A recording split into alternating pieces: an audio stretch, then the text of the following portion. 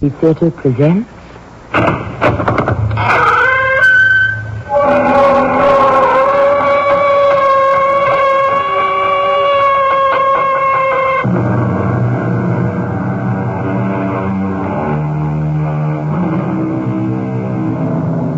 Come in.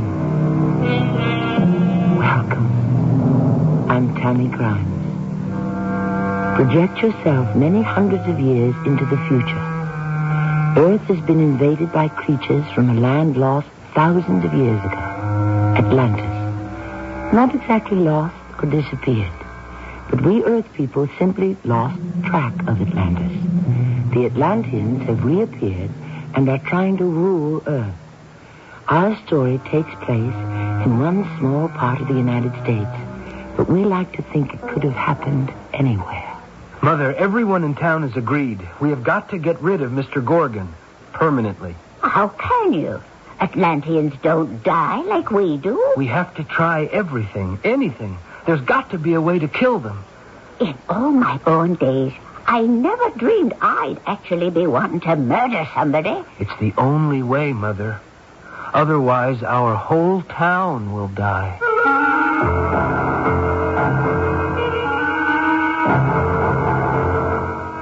Our mystery drama, Invaders from Atlantis, was written especially for the Mystery Theater by G. Frederick Lewis and stars Arnold Moss and Don Scardino. I shall return shortly with...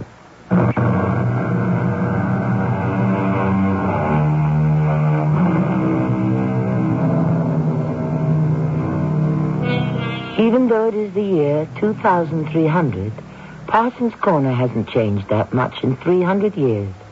Partly because it was selected as a town worth preserving, as it was back in 1900. And partly because folks like to keep it that way. But now with everything being run from a satellite, hovering over Washington, what's to become of the old-fashioned town? It's a question that's been bothering the town druggist, Seth Cook. So I'll let him give you the answers. Seth? There's been 5 generations of cooks minding the store here in Parsons Corner. My wife, Emma, does the prescriptions. My boy, Jason, helps out.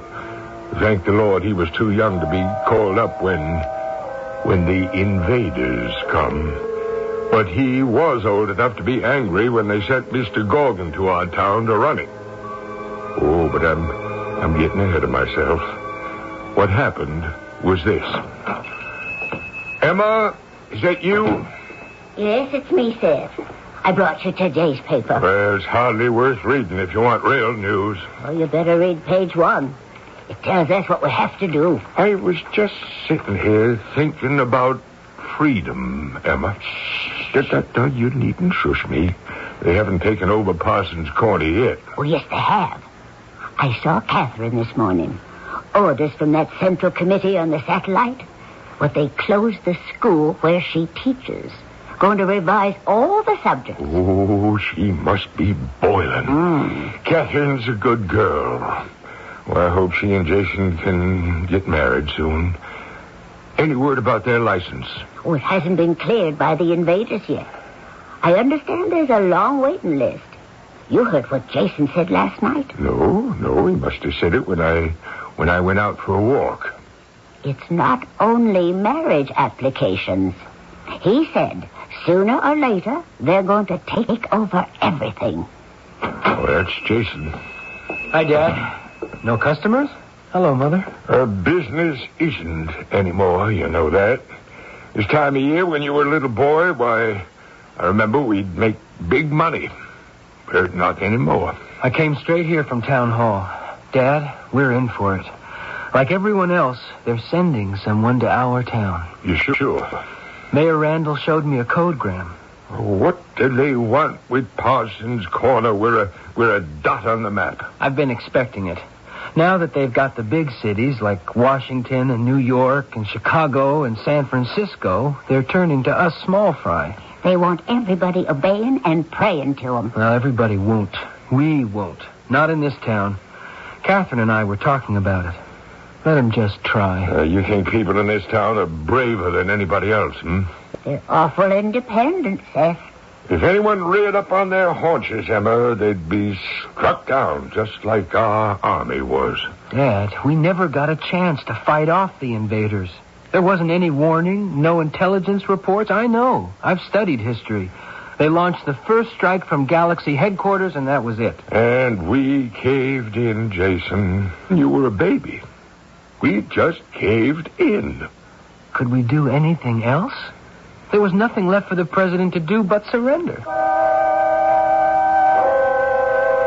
The man the invaders sent, his name was Mr. Gorgon. Well, that day I closed the store and rushed over to the town hall. The whole town was there. Mr. Gorgon was standing on the green.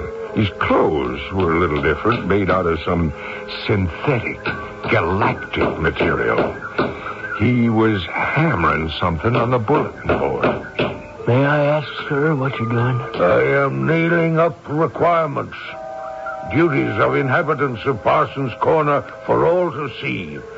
Give me, please, those 2 sheets of paper there on the ground. I suddenly realized Mr. Gorgon hadn't turned around to talk to Sheriff Barnaby, standing right behind him. But he was looking at the sheriff out of a third eye, smack dab in the back of Mr. Gorgon's head. Usually, Sheriff Barnaby, our directives are transmitted directly to people's brains from our satellite.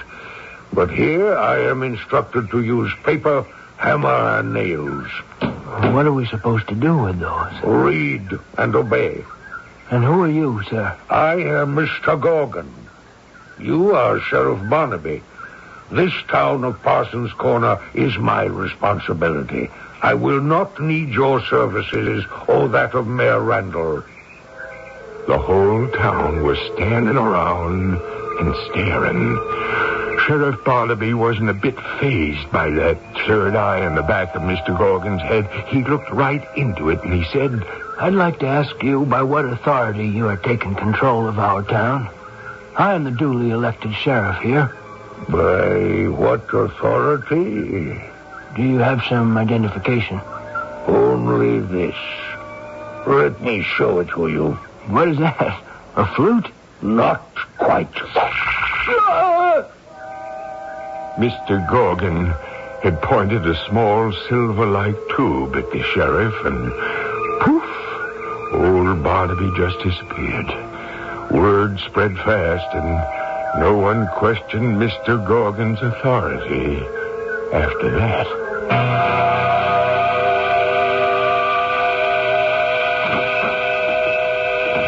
They keep coming into the store. I'm glad Jason is here to help out. Emma, they're not buying anything. Can't you see? They've come here to talk. I bet there isn't one bottle of cough syrup in the whole bunch. Jason must be up to something. Jason, can you come here a minute? Sure, Dad.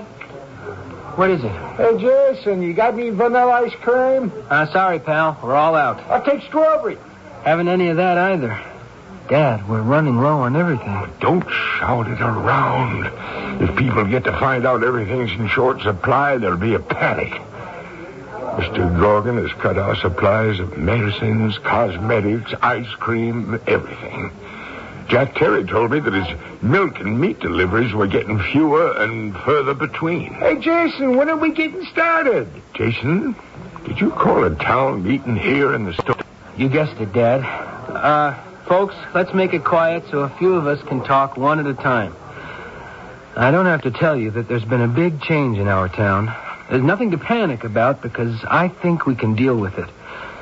My dad was telling me supplies he's ordered are being held up. Jack Terry's getting low on meat and dairy products. We all have to think about sharing what we have. I'll second that. And what's just as important, we have to try to find a way to get rid of that chain around our necks. I'm speaking of the new government. So I'd like to tell everyone to leave now before word gets to the wrong people. And for all of us to meet here next week at this time with good ideas and pitchforks. Okay? Well, here's your girlfriend, Jason. Hi, Catherine. Oh, I am so angry. Can I sit at the counter a minute? For as long as you like. What is it, Catherine? That Mr. Gorgon and all those regulations from the satellite, they make me furious. What is it now? They still haven't opened the school, and I can't find out if they ever will. All our children wandering around town, nothing to do. You know what that Mr. Gorgon has organized for tonight? I heard that he's got a big picnic on the green for all the kids. He calls it the Young People's Club. He's laid out enough food to tempt every youngster in town. Well, what's wrong with that? Real hot dogs, hamburgers, potato chips, milk, candy. Things they haven't seen for months. I don't think that's a crime. Well, don't you know why he's doing it? Well, if it isn't Mr. Gorgon himself. Good afternoon. Good afternoon, gentlemen customers. Mr. Seth Cook, Mr. Jason Cook, Mrs. Emma Cook. I have intended to visit your pharmacy for some time. I have had much to do. May I sit next to you, miss? It's a free country. Or it was. Everyone may continue talking, please. Mr. Jason Cook, can you explain why everyone is suddenly so silent? I guess they have nothing to say. Parsnip Corner is not very friendly to visitors. Mr. Gorgon, the name of our town is Parsons Corner. You are Miss Catherine. I wish to talk to you about the school. There's nothing to talk about. Just had the doors unlocked and the teachers reinstated, so we can all get on with our work. I beg pardon for correction. There is much to discuss. Did I say that clearly, Miss Catherine? When the new government decides what is permissible to teach, the doors will be opened. Yes? Miss Catherine? Mr. Jason Cook, why is Miss Catherine not talking to me? I guess she's got nothing to say, like none of us. I have plenty to say. To begin with, I do not wish to be in the same room with this man. Sorry, but I'm leaving. Jason Cook, how have I offended Miss Catherine? You didn't offend her, friend. You didn't even get up to bat. Up to bat? What does that mean? Haven't you discovered there are some people on Earth who will not bow down and simply obey you? Some folks have got to be treated a little differently. I am beginning to understand. I value your instruction. I am a summa superba graduate of our highest institute. I am not what Earth people call dense or thick or stupid. Where is your institute? On Atlantis, of course. Where did you think? But Atlantis, that civilization disappeared many thousands of years ago. Let me assure you it is very much in existence. Atlantis is at the very center of the universe. But to return to Miss Catherine, she has a strange effect upon me. I do not wish to compel her to do anything, but I do wish she would try to understand and like me.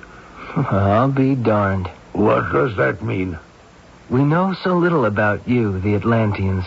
It never occurred to me it mattered whether an Earth person liked you or not. I tell you candidly, Jason Cook, until now, it did not matter to me either. It appears that one of these galactic aggressors has emotions similar to ours beneath that strange fabricated skin. Could that be his Achilles heel? How vulnerable is this highly programmed Mr. Gorgon? Are there limits to his super brain from Atlantis? Can he figure out how to deal with humans? We may find out when I return shortly with Act 2.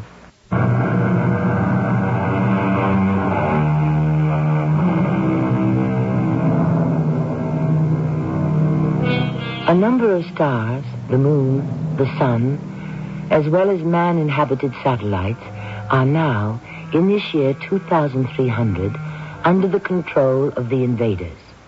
Here on Earth, to a New England town, isolated from the mainstream of America, and therefore unchanged for 3 centuries, a certain Mr. Gorgon has been sent to keep the new government.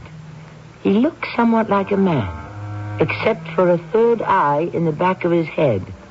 He is law, he is justice, and he is also instant death to anyone who defies him. Mom, that girl I'm going to marry, Catherine, she's got no fear whatsoever. Catherine's a wonder. An example to the rest of us. Well, I'd say she'd better watch her step.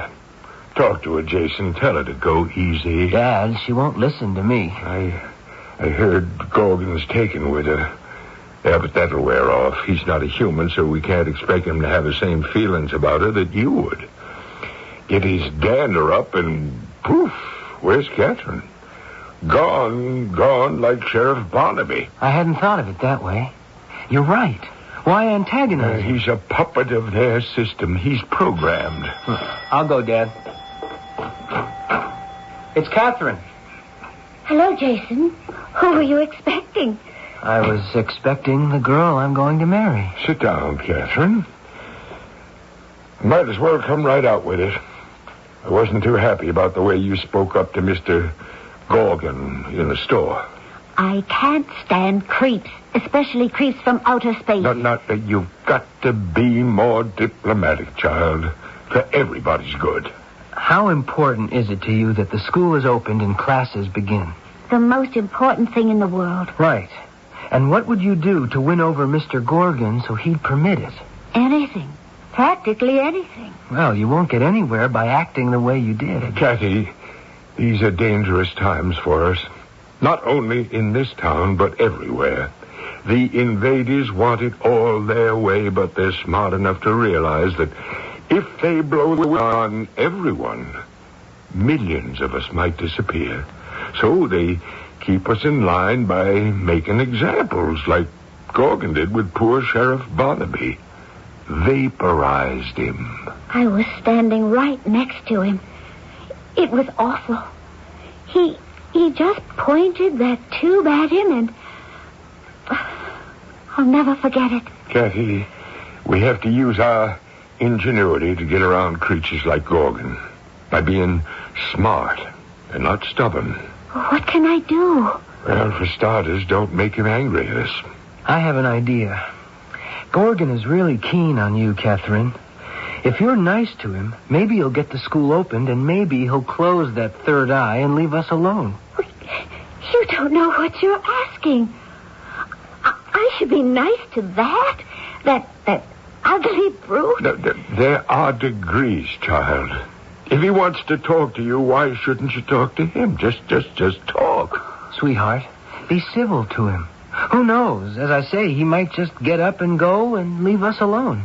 Are you telling me to actually date this Gorgon? He likes you. What harm could it do? And it could do a lot of good. I think I'll go now. Good night, gentlemen. Can you blame the girl? I suppose not. But at the time, I thought Catherine was short-sighted. The next crack out of the barrel was Gorgon's clever way of getting to all the youngsters in town. One afternoon, there he was in some kind of yellow, hovering saucer right overhead, talking to every single boy and girl in Parsons Corner. My young friend, this is Mr. Gorgon. If you look up into the sky, you will see me in a round yellow object. I am inside here. Wouldn't it be fun to be flying up here with me over your town? Come tonight to the school gymnasium. I have a big surprise for all of you, and prizes. No grown-ups allowed.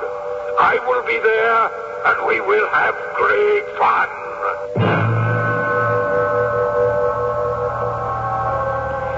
Jason and Emma and I wanted to know what kind of a wingding he was throwing in the gymnasium, so we snuck up the back stairs to the balcony over the gym, and we watched.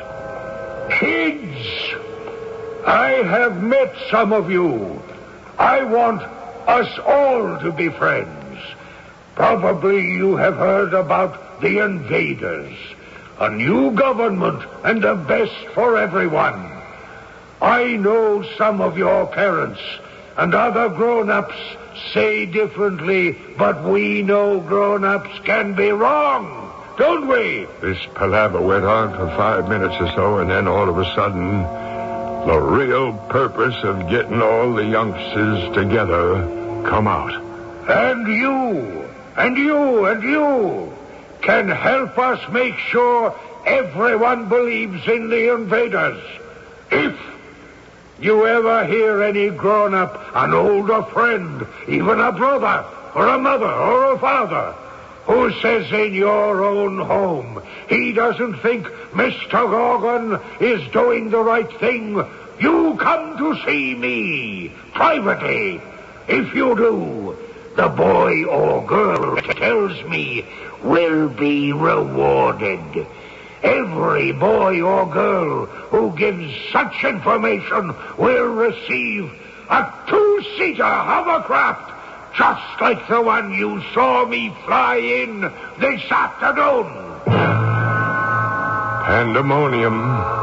But it worked, I'm sad to report. In the days that followed, more than a few parents and adults were accused by their young ones, taken to the town hall for questioning, and, whoosh, they were made to disappear with a silver tube. But after 3 weeks of that, things seemed to calm down. Have you noticed, Seth, how everything's sort of more normal these days? Well, I sure noticed it Monday when my supplier showed up with 24 gallons of ice cream in 8 different flavors. Emma, I just may have to enlarge the counter. And those medicines and drugs I had on order for the last 6 months? Seth, they were delivered at the old price. I wonder how things are up the street. Jason, have you talked to Jack Terry at the grocery store lately? Yeah, I have, Dad. He's okay. He says he's getting all the produce he needs. Somebody's relaxed the regulations. Maybe it's Mr. Gorgon. That's funny. What's happened to old Three Eyes? I don't see him around town nearly as much as I used to. Dad, I can't work in the store anymore. Why not? How can I serve some kids at the soda fountain and not others? Oh, why would you do that? Dish up ice cream to a boy who ratted on his parents, and they've been liquidated? Oh. And I don't know which kid did what, or to whom. Sure, it's wrong to suspect all children, but how do you know? Jason, we're trying to forget all that. But they were our kids, from this town. They had their friends or relatives destroyed for a hovercraft. I've had it with this town. When I know where to go, I'm leaving. But how are you going to get an exit visa? I don't need an exit visa, just an overcast sky and a dark night. It isn't the children that are making you unhappy. It's Catherine, isn't it? I guess so. Have you talked to her? No, I haven't even seen her. She hasn't been to the house, I know, but I thought maybe you two... She hasn't been anywhere. Not with me. With him? Yes. Mr. Gorgon? With him? How long has she been doing that? When did you see Catherine last? A month ago. It'll be 4 weeks tonight. You were saying how things have quieted down? It's because of Catherine. I could kick myself from here to Saturn and back because it was I who gave her the idea to date that creature. But things were not as normal as they seemed on the surface. I'm sorry to say the only businesses that made money sold flowers and caskets and cemetery plots. More and more people would meet at the back of the store or in my house at night. Everyone agreed we had to get rid of Mr. Gorgon somehow. There's only one sure way. He has got to die. Jason, I don't think those invader people die like we do. Oh, we've got to try everything, anything. A bullet, a knife, poison. Maybe all 3. Well, I never thought I'd actually think of killing someone. I'm for trying the easiest way first. poison. We've got to get him into the store, see? And I'll serve him a concoction of ice cream, cherries, nuts, whipped cream, and what have you, the like of which he'll never, ever be able to eat again.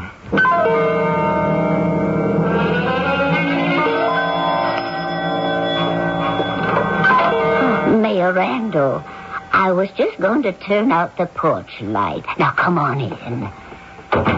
Mayor, what brings you here so late? I want to see your father, Jason. Oh, he was so tired he went up to bed an hour ago. Is it something I could help you with? Well, I was going to show him this piece of paper. Mr. Gorgon gave it to me. That's unbelievable. He can't get away with this. I'm afraid he can, Jason, and he will. Get away with what? Emma, take a look. I'm supposed to have 1,000 handbills made by tomorrow morning with this written on it. I don't want to see what it says. If it weren't so awful, it'd be funny. Every man and woman residing in Parsons Corner is requisitioned to make up a workforce to build a new large town jail. He said to me the old jail isn't going to be big enough to accommodate the lucky ones. What did he mean, the lucky ones? Well, I took it to mean that those whose infractions are not serious enough to warrant that metal tube and disappearance. Mayor, what would happen if every single person in this town just went on strike? Refused to build that new jail? He'd get it built. Outside help from the Central Committee. Tell your dad about this in the morning, will you? Fortunately, the only printing press in town's on the brink, and it'll be a while before we get new parts.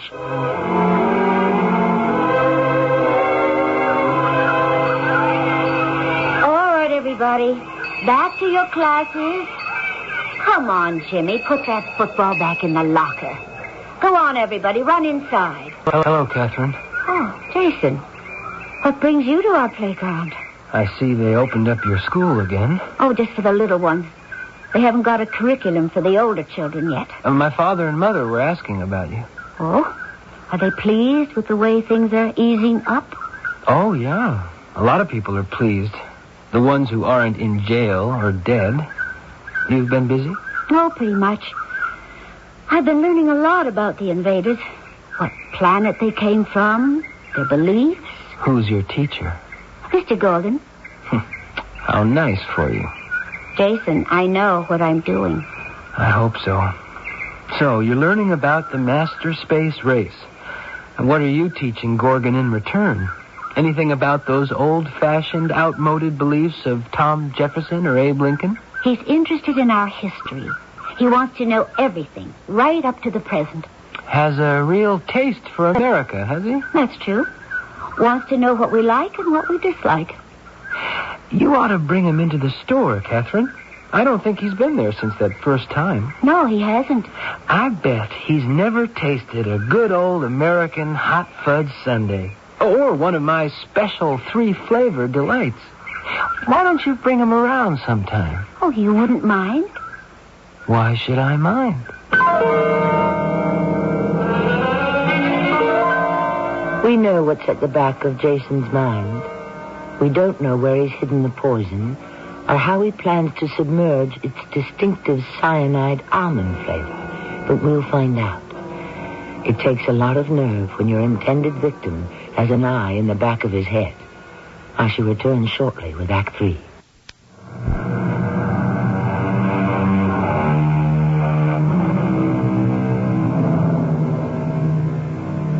Return to the town of Parsons Corner in the year 2300. The world has been conquered by a civilization that never died. Atlantis. So highly developed it could skip through time and space. Emissaries have been sent to various cities and towns in America to intimidate and rule. Mr. Gorgon is particularly good at that, for he has an atomic means of making the recalcitrant disappear. Jason Cook has a more primitive approach and is trying for a combination of ingredients he hopes will be a deadly dessert. Mr. Gorgon, you and Catherine sit yourselves comfortably at the counter, and you can watch me whip up what we're famous for in Cook's Ice Cream Parlor. Thank you. You'll enjoy watching him. Jason's a real artist. I am looking forward to this experience of a great American delicacy. This dish is sweet.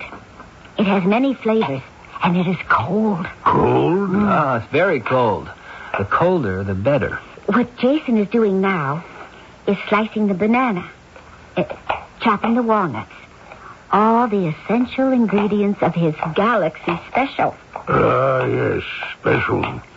He uses chocolate ice cream, representing the Earth, vanilla ice cream for the Sun, and strawberry for Mars. Now he lays the sliced bananas at the bottom of your dish. Well, what's that there, Jason? Pineapple? Something new? The rings of Saturn. Well, there goes the chocolate ice cream. And a scoop of vanilla. You notice I use a big dipper. And the strawberry. And now a few squirts of fruit syrup, Palmyra fig, passion fruit. Passion fruit. We do not have that on our planet. I didn't think so. What is that you're pointing at me? A gun? Calm down, old buddy. All it's loaded with is whipped cream. That we call our Milky Way. A few cherries for meteors and a final fallout of chopped walnuts. Jason, that is beautiful. And a dab of marshmallow and a few chocolate kisses. Mr. Gorgon, it's all yours. You got a spoon, a napkin, and a glass of water? Enjoy yourself. Well, what about mine, Jason? I want exactly the same. You wait your turn. I want to watch our friend discover one of the great pleasures of our planet. I will proceed. I don't know what to expect, but I am certain it will pleasure me. Oh, it will be an experience unlike anything you have ever had before. Bear in mind, Mr. Gorgon, many of the flavors we Americans enjoy may seem a little strange to you. A mixture of sweet and sour, bitter and sugar, and a faint undertaste of almond. Dig in, and believe me, I'm going to enjoy watching something happen to you that has never happened before. I hope. Do you like the ice cream? It's good, isn't it? I don't know. It's not the taste I expected. What is wrong? I feel... What is it?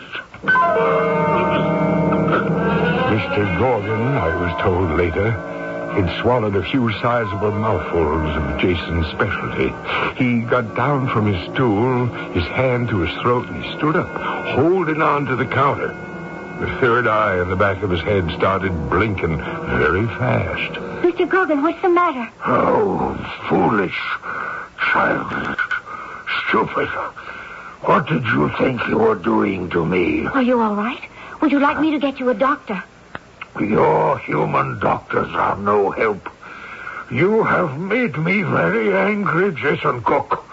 Anger is an emotion we invaders reject categorically. Well, I thought you would enjoy it. I had no idea this would happen. You knew nothing, Catherine? Am I to believe that? Well, I'm sorry. It didn't agree with you. Catherine, will you finish this for me? Of course. I love Jason's concoction. No, don't. You see, there is some painful substance in there from which perhaps a mortal would not recover. Well, you saw everything that went in that dish. Did I? Is that true? Jason put something in the ice cream? I would not let you taste it and perhaps die.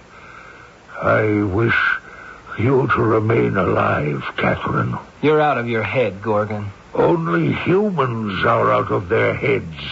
In my planet, computations do not permit errors. None can malfunction. No, we are never unbalanced. It is you, Jason Cook, who malfunctions, and so you must be destroyed. No, please don't. I beg you, don't do it. Jason Cook is an aberration who will always be out of step with me. Catherine, stand away from him.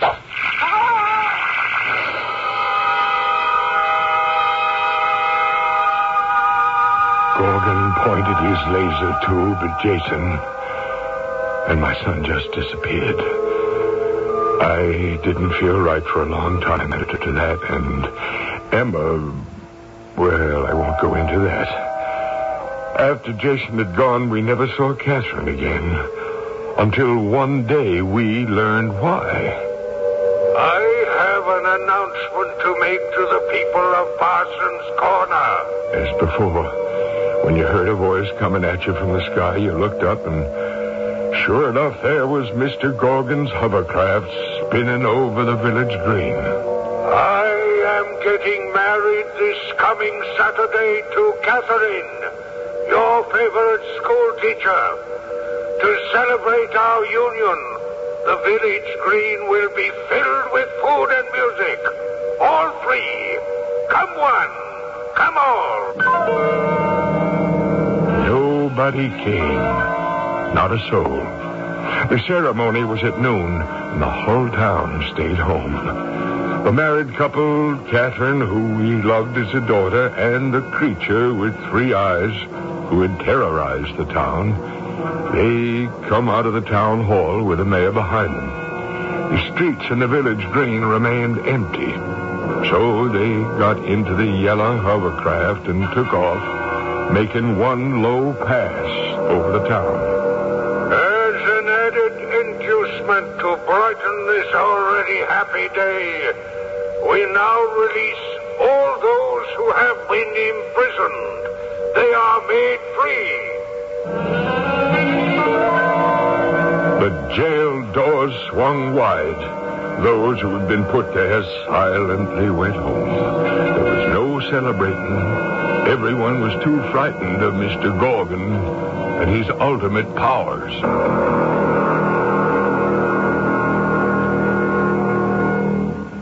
So this is what you call a motel. Do I say it correctly, Catherine? My English... It gets better every day. After the ceremony, man and wife, they go to a place like this. These little one-story boxes all attached. And spend their first night together? Some do. Some travel on a space shuttle, or some underwater to one of the sea cities. After all, in the year 2300, one must do something up to date. I look around this room and everything is very well organized and equipped. I have never taken a water shower, and I see there is one. I will do it now. I must say, the application of small streams of water has a refresh... Catherine? Where are you? Catherine? Why are all the room lights turned off? Catherine, are you outside this door, I wonder? Ah, there you are. Why are you standing here outside our room? Are you perhaps saying goodbye to your old life in Parsons Corner? Catherine, what are you doing?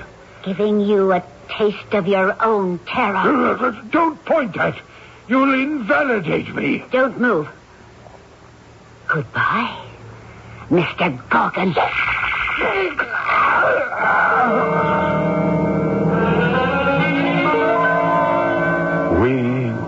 We were sitting down to dinner, Emma and I, not hungry at all. Our hearts filled with sadness, knowing this should have been the day of our Jason's marriage to Catherine. And then suddenly we heard voices on the porch. It was Catherine talking to someone. It's really you, Jason? You're alive? You're here? I'm not dreaming. Darling Catherine, yes, I'm very much here. Where have you been? I thought... We all thought you were destroyed. I'm going to ask you to try to believe something Earth people have been wondering about for thousands of years. Talk about a dream. I've visited a dream world and have come back. Jason, it's you. Yes, it is, Dad. Oh, you're not dead. Oh, my boy, it's so good to see you. You too, Dad. Emma, Emma, it's all right. Prayers do come true. It's Jason. He's here. Come on inside. I couldn't get your mother to leave the table. We heard you talking to Catherine, and Emma thought she was hearing a ghost. Well, we don't have ghosts in the 23rd century.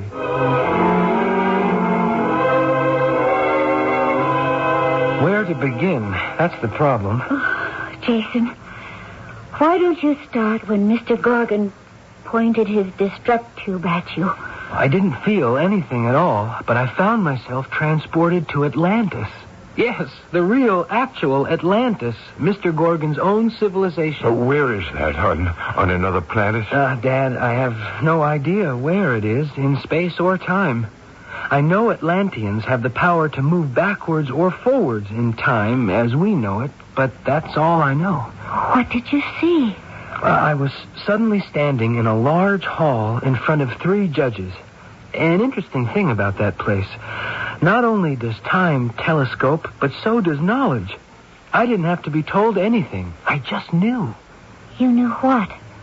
There's no question the invaders who are here on Earth are Atlanteans who, after thousands of years, are reclaiming the universe as their own. And who do you think I saw from down here? I don't know. Who? Sheriff Barnaby and all the others from Parsons Corner who'd been shot there with that destruct gun. Almost every day, more people from town kept showing up. And then Mr. Gorgon himself is there. He's apologizing to the judges. They tell him that he's failed in his mission. I didn't understand that at all. I did that. Pointed his own ray gun at him. I'll tell you all about it, Jason. Gorgon was taken away, and the 3 judges decided all of us from Parsons Corner were to return to Earth. So it's not only me. We're all back. But for how long? There'll be other invaders. Well, there may be, but they'll have to change a lot of their concepts. You see, that tube thing Mr. Gorgon used, it's still here. Gorgon left it when he was liquidated. So for the present, the Atlanteans are just watching and waiting to see what we'll do. Well, you know what that means. We can go from town to town wherever there's a Mr. Gorgon making life miserable, point this at him, and poof, we've shot the invader back to Atlantis. Well, can we risk it? Risk? Well, how do you think this country got started anyway? Somebody wanted to take us over, and we sent them back right where they come from. Dad is right, Catherine. Let's do it.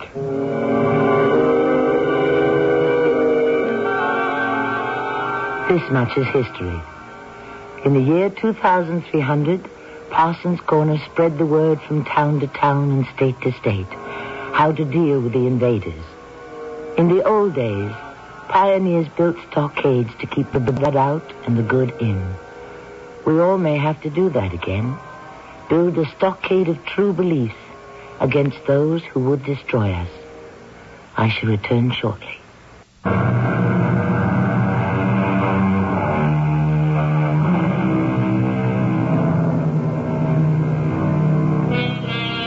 We have turned the clock forward.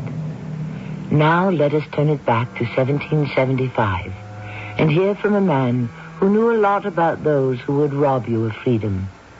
He left these words in our safekeeping.